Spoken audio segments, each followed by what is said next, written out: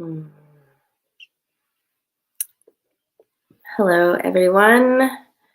This is Wildly of Wild Fempire here, and I am coming to you on noon at noon on Moonday, May 18th. Hmm. I'm here because I made a commitment a few weeks ago to do these every Moonday, and I will most likely not be here very long. I am 5 days into my second COVID journey and I'm not feeling very well. But when I make a commitment, I like to stick with my commitments. So I'm here for just a few minutes. First, I want to remind everyone that I had to postpone my event tomorrow because I do have COVID. Such a bummer, and it is what it is.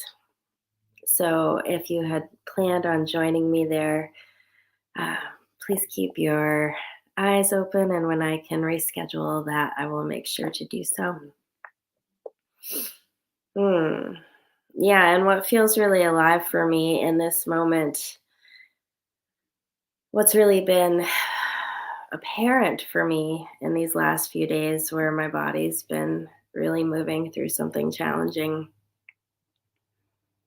is how important my wildness is to my mental health and my ability to walk through difficult and challenging times.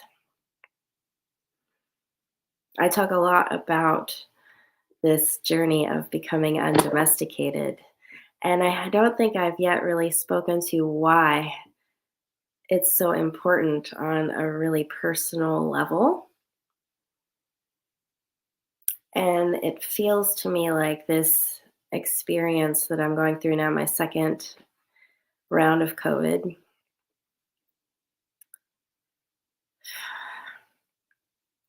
is that it's our connection to that essence that is actually going to walk us through these dark times, right? These dark periods in our lives where things don't go the way we prefer.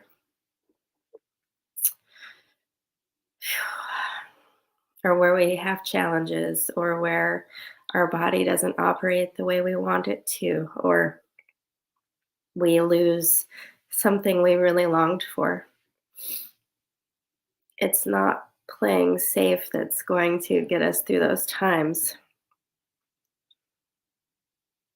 It's not playing by the rules that gets us through or gives us the fire in our bellies to get through those experiences. It is that connection to our own true wildness and following the wisdom that is inherent in these bodies that actually moves us through difficult and trying periods and times in our lives.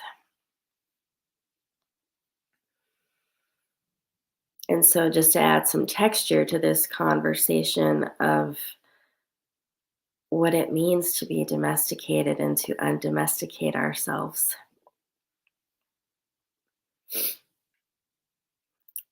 is this inherent knowing that it is our wildness, it is our animal nature, it is that fire in our belly that wants and needs and desires and longs for, that gives us the tenacity to move through these times in our lives that are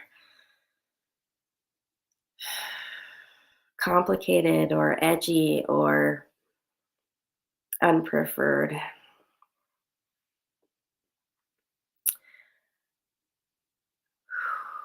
And so, what does that mean? How can your wildness save you? This is where my curiosity is today. Mm, thank you, Chris. Appreciate that. Hmm. How does your wildness show up? Well, I've been sitting with this. So, tomorrow I had this amazing opportunity to speak for a nonprofit group in Portland, and I was so, so excited about it. And yet, when I was approached with the date, something in me clearly said, that's not the date to do it. My intuition said this, and I felt it and I knew it, but I thought it was just my fear voice talking, and I didn't listen. I didn't listen to that instinctual knowing, and instead I said yes because I was hungry for the opportunity and I didn't want to lose it or appear as though I wasn't grateful for it, which is quite funny being someone who teaches so much about following our intuition and following our truth and following what we know to be true. And yet I didn't listen to that voice 7 weeks ago. And now here I am, excuse me, with COVID and needing to cancel the event. And I find myself amused completely by this circumstance and recognizing that my entire presentation was on following great mystery and allowing great mystery to lead my life.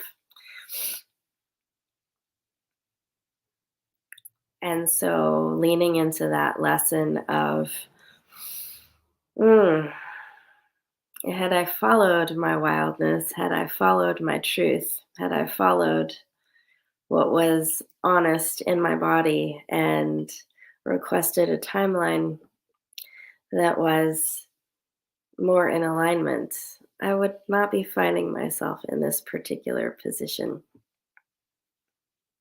So I invite you this week to consider that. How often has your intuitive knowing come in and showed you a timeline or showed you something that you didn't prefer or that you didn't want to trust? And so you pushed through mentally, you pushed through emotionally to fit another's timeline, to fit another's request, only to have at the last minute your intuitive knowing come true. And you couldn't have expected it, and you couldn't have planned for it, and you couldn't have known what the outcome was going to be. But when you look back, you remember that small voice. You remember that small voice, and you think to yourself, oh, yeah, had I really listened to myself, had I listened deeply to that wildness inside of me, I wouldn't be where I am in this moment. Hmm. Thank you so much, Karen. Yes. And so here I am, thanking Great Mystery for the lesson yet again, yet once more. 5 days into COVID, feeling like shit still, needing to reschedule this thing that I was so hungry for. And remembering once more, even more deeply, that lesson of listening to this wildness, listening to what is, trusting this body, and trusting that she or they or he or however your body chooses to be honored in that way is plugged into something so much bigger, so much wiser, so much smarter than my educated brain, my domesticated self could ever possibly be. Hmm. And so now I sit in this liminal space of absorbing, digesting, utilizing this lesson, this information. Can I allow it to cleanse me even further? Can I allow it to soften my mental grasp on knowing what is true, knowing what is right?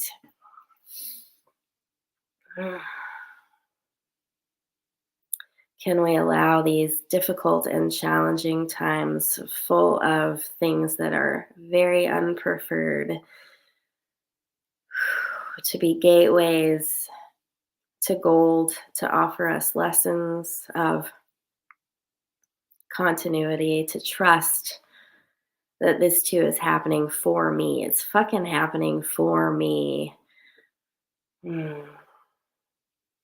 And that each one of these things that happens for me, layer upon layer upon layer, is happening exactly in divine right timing for exactly the right purpose. And I don't need to know what that is in this now moment. I just need to trust. And I can look back on the breadcrumbs and see where I lost my way in that trust. And now the trick is, the fun part, the juice of it is to see how much more closely can I track those breadcrumbs going forward.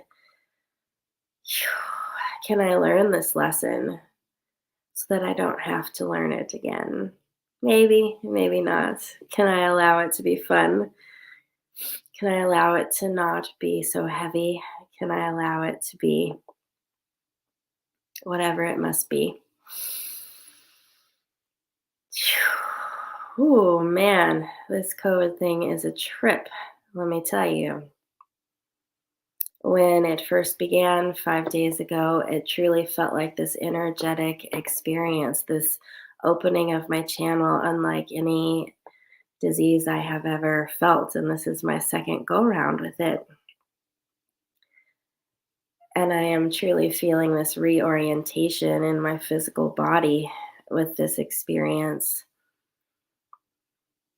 And oh, how the mind wants to cling and claim and hold on to some victim story or something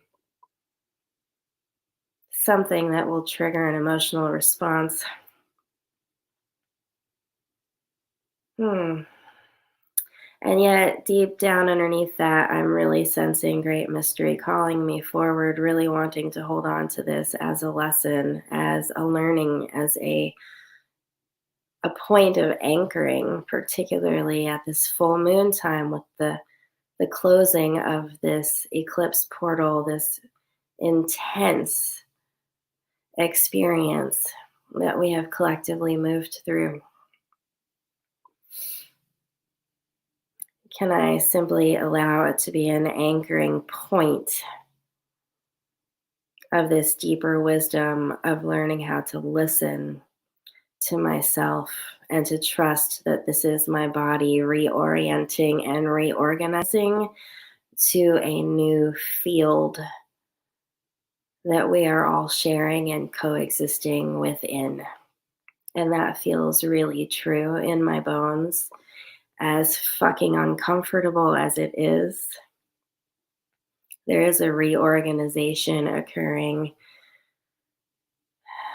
and I intend to hold gratitude for my new way of plugging into it.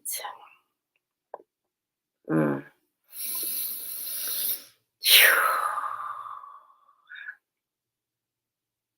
And so, if you're just tuning in, thank you so much. And if you had intentions of joining me live tomorrow in Portland, in case you haven't heard, it has been postponed.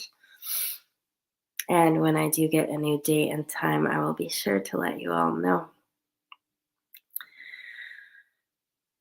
Whew. And so I'm really curious. I think I will be signing off here. I told myself I would do 15 minutes, and I have 30 seconds to go, and I will meet my commitments, and I will do my 15 minutes before I go back to my bed.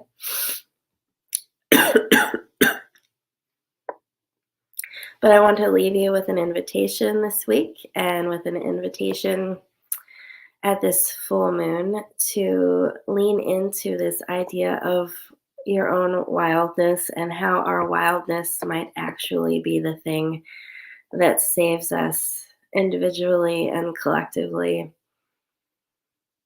That the tuning into this voice